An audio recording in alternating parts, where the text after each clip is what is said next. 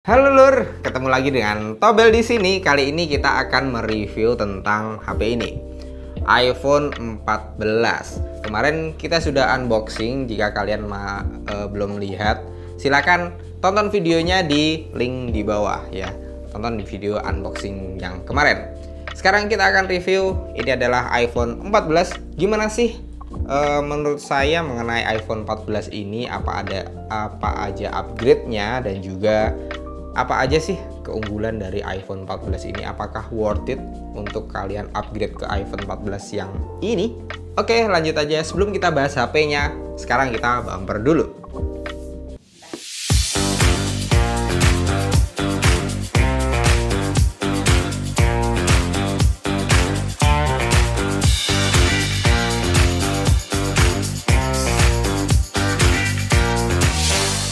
iPhone 14 ini tidak banyak perbedaan dibandingkan dengan iPhone 13. Ya, emang iPhone 14 ini masih sama persis dengan iPhone 13. Ya, ada sih bedanya, cuma nggak banyak. Perbedaan atau kesamaan yang paling kelihatan itu ada di bagian eksteriornya atau bagian yang kelihatan aja. Kayak misalnya desain, ukuran, dan juga modul peletakan kameranya juga masih sama persis. Dan juga untuk bagian layar depannya, untuk poninya ini juga masih sama persis kayak iPhone 13. Ya, mungkin emang iPhone 13 itu adalah basic awal dari iPhone 14 ini yang dijadikan iPhone 14 atau di upgrade. Ya, jadi seperti ini, tampilannya masih sama aja, nggak ada perbedaan. Mulai dari tombol-tombolnya juga masih sama. Tombol power ada di sebelah kanan, tombol volume dan juga silent mode ada di sebelah kiri. Kemudian untuk tombolnya untuk SIM tray juga ada di sini. Dan juga masih pakai lightning, kabel lightning. Kenapa nggak Type-C ya? Zaman sekarang padahal pakai Type-C semua. Dan ini yang unik, meskipun dia lightning tapi ujungnya itu Type-C. Ada nggak Pak? Masih di sini ya? Mungkin boleh saya ambil ya?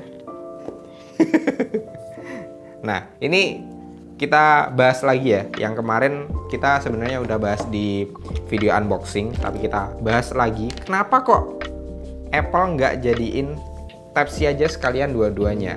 Kenapa harus Lightning atau Lightning to Lightning? Kayak gitu. Nah, ini di sini sebenarnya udah ada Type-C-nya. Dan di sini lightning. Ya kayak ginilah.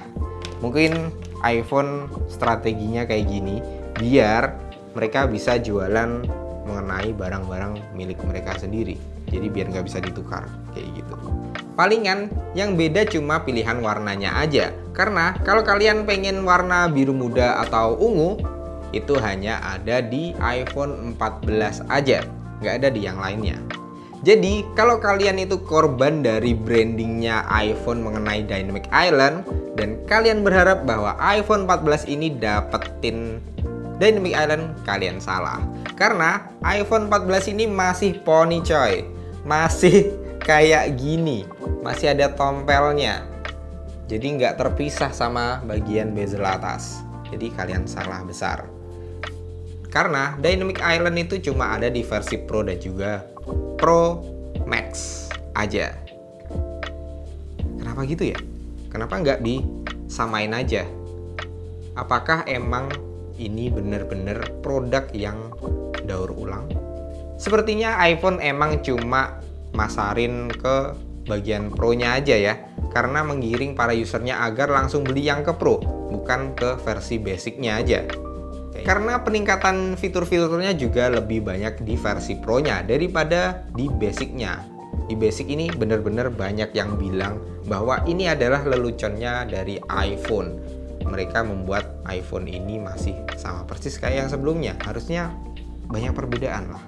Tapi tenang aja, untuk iPhone 14 ini masih sangat terasa aura flagship-nya. Masih terasa HP ini nggak ada kendala dan juga masih premium sekali. Gak bisa diremehin meskipun masih sama-sama aja kayak generasi sebelumnya. Seperti yang kalian kenal yaitu kualitas dari perekaman kamera dan juga performanya.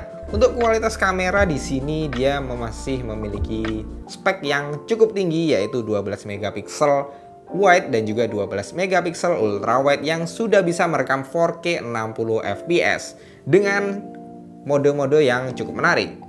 Seperti mode yang paling terbaru yaitu action mode di bagian kamera belakang dan juga fitur cinematic mode yang bisa kalian aktifkan ketika kalian ingin bokeh yang lebih banyak. Dan juga kalau kalian lagi ngevlog, fitur untuk action mode ini sangat berguna banget agar gambar yang dihasilkan jauh lebih stabil dan tidak goyang-goyang. Untuk layarnya dia udah cukup bagus, menggunakan panel Super Retina XDR OLED yang meskipun masih 60Hz sih, nggak kayak versi yang udah Pro, dia udah 90Hz. Tapi dia masih bagus kok. 60Hz di sini terasa beda, nggak kayak punya si Android. Masih mulus-mulus saja. Bagi kalian apalagi yang jarang scroll TikTok, mungkin kalian belum bisa bedain rasanya dari 60Hz, 90Hz sampai 120Hz, rasanya nggak ada masalah, masih oke-oke aja, nggak bikin mata sakit juga. Kemudian untuk proteksinya dia juga udah diproteksi oleh ceramic shield. Sebenarnya layar ini untuk main game sih udah mulus banget, untuk scroll-scroll sosial media juga nggak ada kendala. Buat pindah-pindah window aplikasi ke lain aplikasi juga aman-aman aja, lancar jaya. Karena A15 baru ini GPU core-nya udah nambah daripada GPU core yang sebelumnya.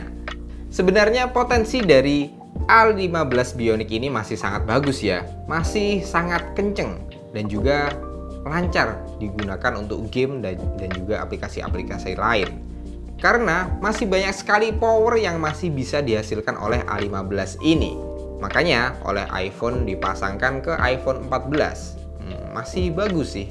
Cuma untuk A16 yang baru Bionic dia dipasangkan ke yang versi Pro. Jadi lebih kenceng lagi daripada yang ini. Untuk daya tahan baterainya juga masih awet banget, masih tahan untuk seharian. Udah cukup lah. Meskipun ukurannya cuma 3279. Untuk pengecasan juga nggak terlalu lama-lama.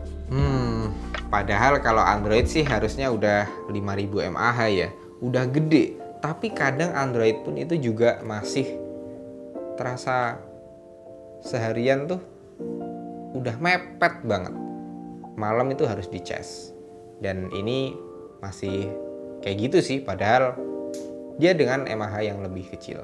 Ya overall sih HP ini masih worth it ya. Cuman gimana menurut kalian, apakah alasan-alasan tadi udah cukup buat kalian untuk pindah dari iPhone sebelumnya untuk beralih ke iPhone 14 ini? Itu kembali lagi ke preferensi kalian. Apakah udah waktunya ganti atau enggak? Atau malah kalian beli aja iPhone 13 yang harganya udah turun tapi dapat spek yang sama? Karena iPhone 14 ini mungkin cenderung upgrade ke softwarenya aja daripada hardware. Karena kebanyakan masih sama. Untuk hardwarenya mungkin tidak terlihat perbedaannya. Karena menurut info yang kami dapatkan, perbedaannya ada di belakang sini, di bagian dalamnya.